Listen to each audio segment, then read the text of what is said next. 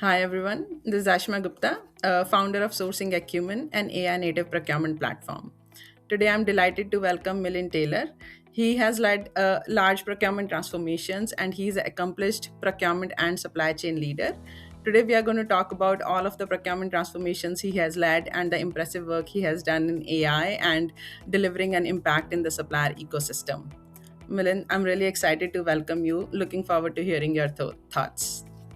Thank you, Ashima. Pleasure to be here. Very nice.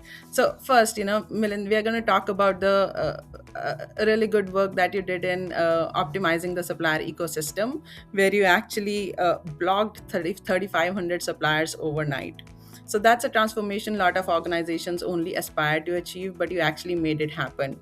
So what were the biggest lessons that, from that journey you would like to share with us, and what like procurement leaders often underestimate about, supplier consolidation?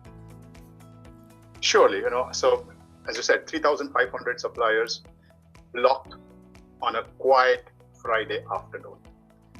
Before that, we had a lot of discussions, debates internally, expecting angry suppliers, business units going rogue, operational chaos, right? This is all what my team showed me.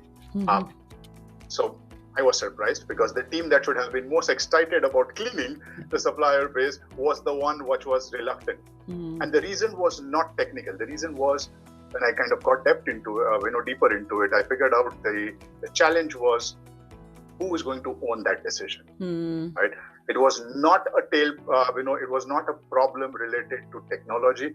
It was not a problem related to data. It was question about political economy problem, as I call it, right? The cost of inaction is invisible, and the risk of taking an action is very personal and visible, right? So that was the kind of the tension. So I said, I will be the one who will take that accountability. It will be my name that will be put onto that decision. So that was the first thing where of the decision that I took. We did that, as I said, on a quiet Friday afternoon. And then, of course, there were things that happened, but nothing major. Nothing major over the period of time. And what that taught me was a few things. One, the cost of tail spend is not actually the spend that you have, right? So 3,500 suppliers, approximately 4 million of spend, 5,000 POs. The value is not that 3.8, but the challenge and the real cost which sits is invisible. It's the cost associated with the admin of those suppliers, right? In terms of master data maintenance, in terms of keeping those suppliers alive, in terms of the invoices, number of invoices that you receive. So that's the cost which is invisible. Yeah, totally. And it's very important to be able to quantify that. So we did quantify at a post facto, and we kind of came up with some really impressive numbers. And when I put it in terms of total time and savings, it was over $1 million. Not in terms of cost savings. Cost savings hard number was around 220, 250, but the rest of it was in terms of the time that we were able to free up, right? Approximately 4.5 to 5 headcount worth of time got freed up. That's one, right? What I want everyone to understand is it's not the spend per se, but it's the time and money that goes in managing that suppliers. And a lot of that is unnecessary. I'm assuming you would not have even heard anything from the suppliers back as well, given they were all low value suppliers. So Absolutely. No noise is expected actually from them. But it's a lot of time. It's the internal devil, which we expect that will create the thing, but it really doesn't exist. The second piece I learned is execution or speed of execution beats comprehensive planning. When I say that, what I mean is if I were to ask my team, okay, let's work out a plan, let's follow the process, we would have said, okay, let's list down all the suppliers, we will map the stakeholders, we will ask them. So a task that we did over a Friday afternoon would have lasted for 6 months. And the outcome would still have been suboptimal. It would have created more noise. It would have created more chaos. It would have created more, noise from our stakeholders first itself. So I think it's important to go ahead, execute it. But the important piece here is what we did was, while we took the data, we kind of defined a threshold which we thought is manageable. More importantly, we also took executive cover. Not as a decision. We went to our executives, the key executives, and said that this is what we are doing. You might expect some noise, so don't be surprised. So that, that was a very important thing that we did to give ourselves a little bit of a protection in case something went wrong. So that's the other piece. And the third piece what I learned was it is about how you decentralize the decision and you keep on monitoring it. So what we did as a part of that process is the process of reactivating the supplier in case it was needed was not centralized. It was given to the local teams that were closer to the action, teams who were on the ground, and they were empowered to make a decision if they felt it needed to be reactivated. So the central team did not become a bottleneck. We empowered and we allowed the decision to be done at a local level, which ensured that if there was an escalation, it was addressed fast. And at the same time, we also measured in a very, very simple way. We measured every month, we measured only two things: the number of suppliers that got activated or reactivated, and how many new suppliers got added onto the board. Right?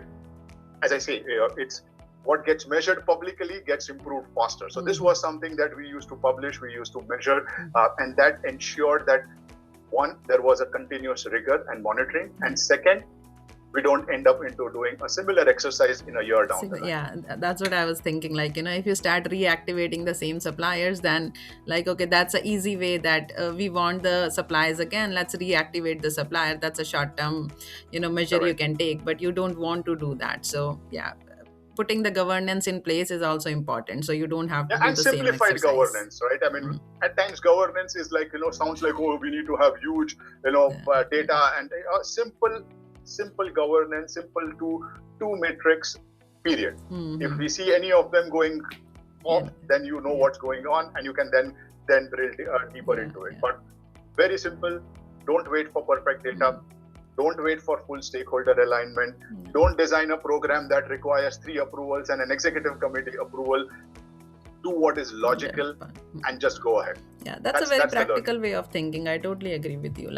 How you can actually figure out what's the shortest piece you can solve in a very targeted manner and just go ahead and implement that. Very nice. And that actually brings to my second question, Milind. Many procurement transformation, they sound straightforward on paper, but as you said, that there's a lot about challenging the people, culture, organization change. So what's the toughest procurement transformation besides this you have led, and what did you teach about procurement leadership rather than procurement? So the toughest transformation I led was repositioning of the resale products and services function from being a transactional cost manager into a revenue enabler. So when I took over the function, it was fragmented, reactive, transactional, and more importantly, the stakeholder view was we are necessary, but a bottleneck. Right? Sales went ahead and closed the deals, and then they came back to procurement. Okay, this is what we've done. Or at times that even didn't happen. So that was the stakeholder experience, and at the same time, the team itself felt undervalued. So there was unhappiness on both the sides. Stakeholders were unhappy, and my team was also unhappy.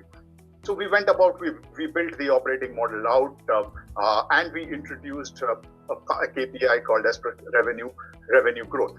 That was one KPI that we introduced. Designing the model was not the difficult part. Designing the KPIs was not the most difficult part, but the most difficult part was convincing my team to believe that they could do more than what they thought they could. Right? So that was the biggest challenge. And at the same time, convincing the executive peers that procurement could play a role in driving revenue as well. So when I look at my team, there was resistance, but then when I looked at it a bit deeper, the resistance was not to the disagreement of the operating model, not to the strategy. It was the fear of being judged on something that they didn't know how to do, right? Which is obvious, right? I mean, the reaction was very, very understandable. They said, Milind, we are not sales. This isn't fair to have a revenue KPI. Right? So that was reaction from my team. And with my peers, with my executive leadership team, there were similar doubts, but then they felt that it was a bit of an overreach, where procurement is getting measured on revenue, because no other categories or within procurement had this kind of a KPI.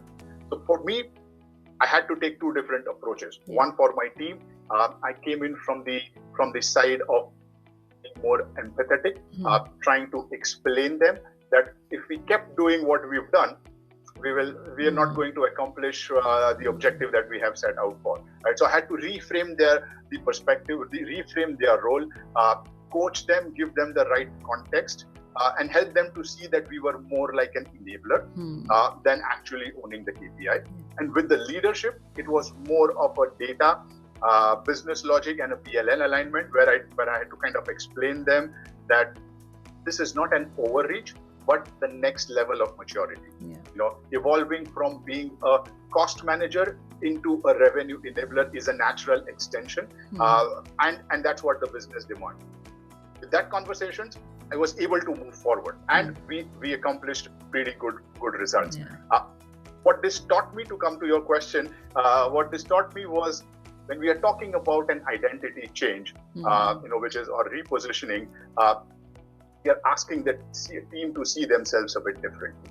Right? That's the big thing, as well as business to see the function very differently, because their experience had been very different, and now trying to change the perception and the perspective. So in this cases, one piece which I learned is empathy is not a soft skill. It's a very strategic skill that needs to be used, because if you skip the human element, human work, transformation will never succeed. It will never move to the next level. So that was one of the biggest learning. And if I have to summarize, I would say, for any transformation, speed of transformation can never exceed the speed of trust. And that trust is built person by person, conversation by conversation, not through strategy slides, not through PowerPoint presentations. No, I totally agree with you. Like, it's both elements, right? Lifting your team to do more than what they are doing today. And also, like, stakeholders who are, already used to doing the work, they need to trust that someone else can do the work at the same capability that they are doing today, right? So it's balancing the two. And I think, like, you as the transformation leader has to play a really important role in keeping the trust on the both sides, right? So they perform. It's belief, right? It starts with yourself, right? Your own house inside. Your team should believe in themselves. That the task that we are wanting, or the goal that we want to accomplish, can be accomplished, and they have the necessary skills, the attitude to make it happen. And that's the first step, right? To making the team believe in the purpose, in the strategy. Otherwise, it just does not take off. No, transformations are happening everywhere, so people still sit at the center of everything, right? Absolutely. And transformation is obvious. I mean, I believe transformation is the most abused word these days. Everything is a transformation, which I don't agree. But everybody wants to use the word strategy and transformation. So nice. Wonderful. So Milind, will move on, and talking about AI, right? Procurement is now seeing a significant change driven by AI and the agentic workflows. So now, if you have to build a procurement function from scratch in the world of AI, what you would do differently compared to how you would set up a function 10 years ago?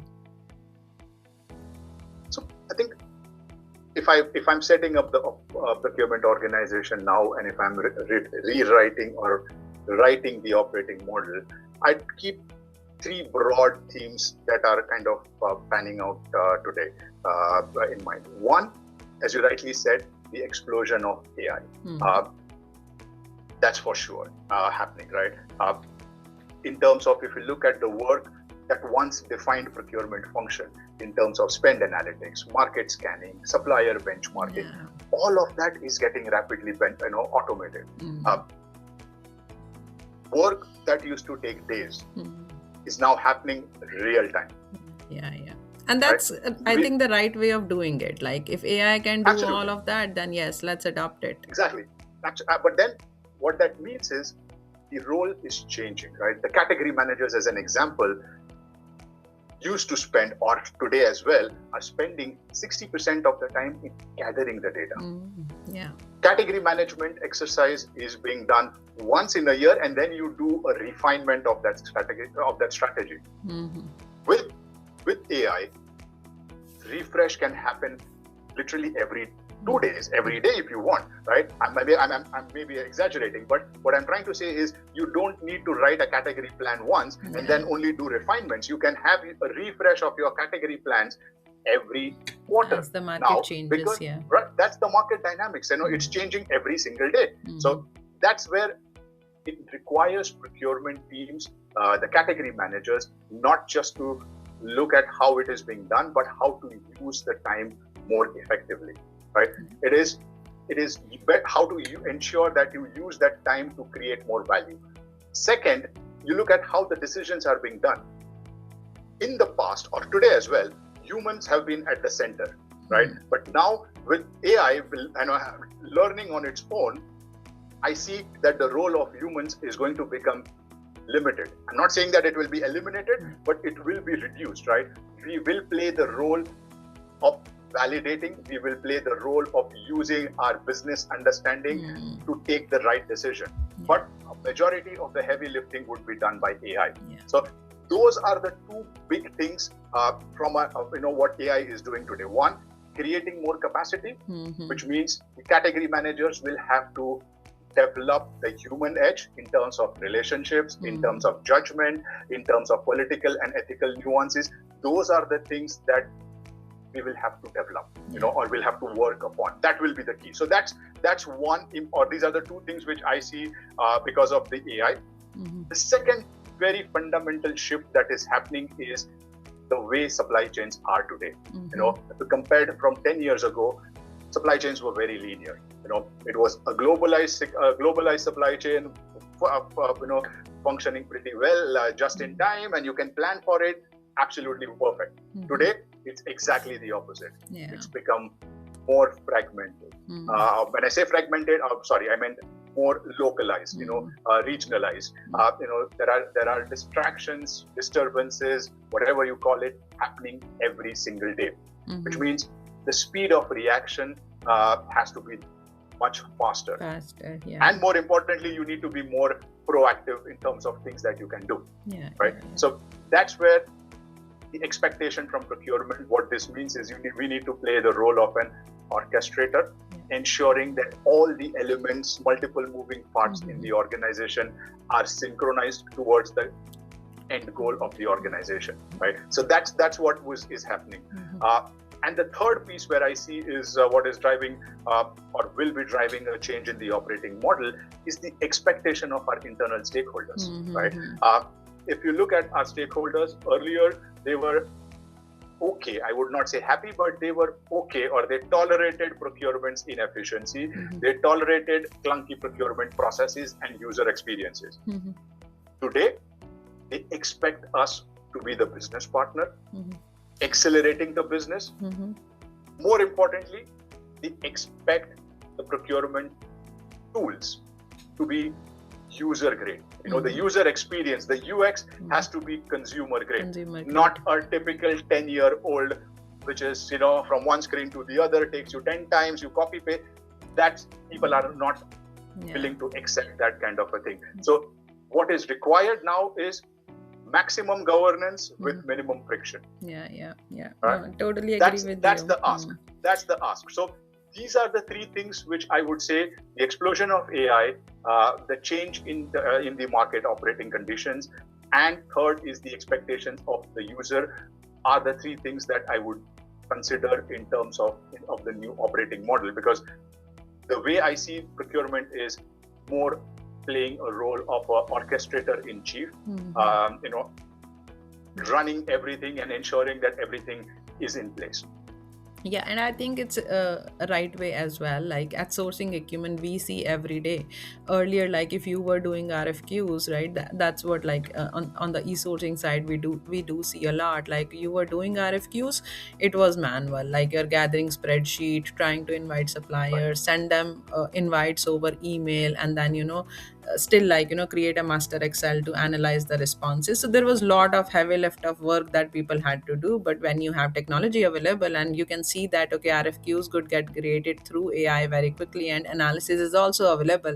So it's all about your own intelligence, own experience. Like people still have experience of so many years, no matter how much like math you can do through a platform, but still like it's all human intelligence that brings the value to the table. So they can now use all of their experience and then negotiate better or bring the more value versus spending a lot of their time on doing admin work. And I do see like this happening every day, like how people are doing different, how they are using our at least sourcing acumen platform, and they are able to do the work much differently versus how they were doing it before. Absolutely. I think it's going to I mean, since you touched upon the topic of RFPs, normal cycle time would be anywhere ranging from 4 weeks to 8 weeks, right? Of which a big chunk of it, supplier only gets 15 days to respond normally in between, right? But the other time, the majority of the other 50 to 60% of the time is in preparing for, preparing the RFP documents, sending it out, and then, answering the questions. And then once it comes in, as you said, typically, right, clunky Excel sheets, put into it, link it, VLOOKUPs, XLOOKUP, I don't know, all those, multiple things. And then one formula goes wrong and you realize, oh shit, I presented something completely wrong to management, right? That's the big work, which is highly error prone, manual, and non-value add, right? And that's where the AI can play a big role in eliminating those things, and people can use their judgment and business acumen to drive more value for the business. Yeah, totally. I like the math you just said, like suppliers only get really 2-3 weeks to respond, and even if you do a second round with them, it's like another week, right? So the true time that supplier has is 2 to 3 weeks. Rest all is internal time. It's all waste. I mean, if you speak in terms of the lean language, that's the only value at time. Everything else is a waste. Nice. So Milind, that brings to my final question about, as procurement continues to evolve, what skills do you believe will define the next generation of procurement leaders? What do you see is becoming increasingly important?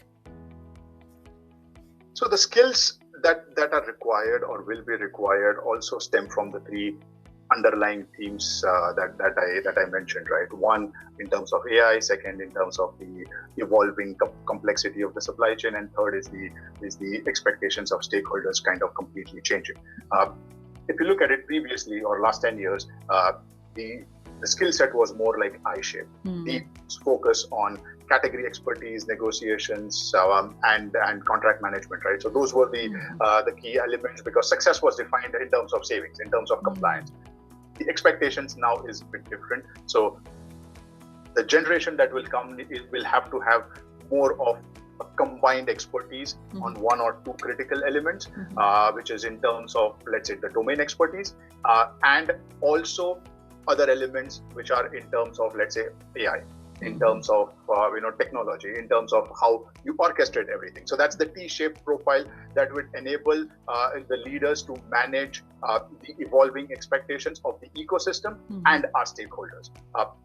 As I said, if we have to be a chief orchestrator in chief, it is effectively boils down to literacy on AI, which is absolutely must. At different levels of leadership, different level of fluency or different level of literacy is needed, but everybody needs to have that literacy on AI. If you are not up to speed, if you don't have that fluency, you will not be able to deliver the speed and the scale that the new business environment demands. Second is ecosystem and systems thinking, ecosystem orchestration, and a systematic way of thinking, because today's environment is so volatile, right? We have to orchestrate across multiple elements in the value chain, be it internal stakeholders, be it the suppliers, be it internal finance, different organizations. You need to get it back. So orchestrating it is the key. And I mean, you hear me say this word orchestration and again, because that's the way I believe procurement is moving in. Be the center and ensure that everything else around works well. And that brings in to the last element, which is influence. right? So far, the influence was more towards the suppliers, outward facing, the ecosystem that we manage. We always try to, and to some extent, the internal, the immediate stakeholders. But now the influence has to be across the broader organization, across the C-suite, across the ecosystem of not just the suppliers, but being able to ensure that everybody who is getting impacted, you are able to influence and get things done, even though they are not within your reporting line. So that's going to be the third very important skill I see if procurement has to be in the role of value creation and and be a trusted partner.